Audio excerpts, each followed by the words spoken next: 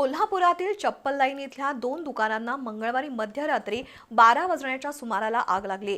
आगीनं काही मिनिटातच रौद्ररूप धारण केलं। स्थानिक नागरिकांनी अग्निशमन दलाला वर्दी दिली।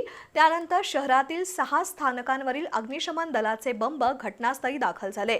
सुमारे 1.5 तासाच्या प्रयत्नानंतर रात्री 1:30 वाजण्याच्या सुमारास आग विझवण्यात यश आलं। मात्र या आगीत अभिमन्यू सुनील गवळी यांचं एजी एंटरप्राइजेस आणि मनोज कणेरकर फुटवेअर असं दोन्ही दुकानांचं सुमारे 60 लाख रुपयांचं नुकसान झालंय। ही आग शॉर्ट सर्किटनं लागल्याचा प्राथमिक अंदाज अग्निशमन दलानं वर्तवलाय।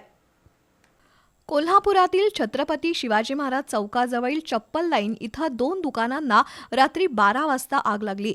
दुकानातून धूर येत असल्याचं परिसरातील युनुस नदाफ यांनी पाहिलं। त्यांनी कावळा नाका फायर स्टेशनला वर्दी दिली।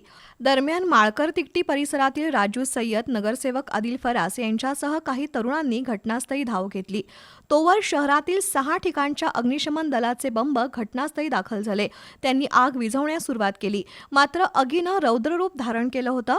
या दुकानाच्या वरील मजल्यावर भडकलेल्या आगीनं कोल्हापुरी चप्पल, बूट, सँडल तसंच फर्निचरला कवेत घेतलं।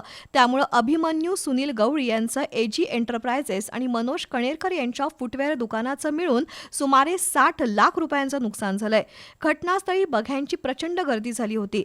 तब्बल 1.5 तासाच्या प्रयत्नानंतर आग विझवण्यात अग्निशमन दलाचे मुख्य अग्निशमन अधिकारी मनीष रणभिसे, स्थानक अधिकारी दस्तगीर मुल्ला, चालक मोहसिन पठाण, विनोद गवळी, अमोल पाटील, संजय पाटील, संग्राम मोरे, प्रवीण ब्रह्मदंडे, सौरभ पाटील, संग्राम पाटील, योगेश कदम, मेहबूब जमादार, माणिक कुंभार, पवन कांबळे, सुशांत पवार, तुषार बांदेकर यांना यश आलं।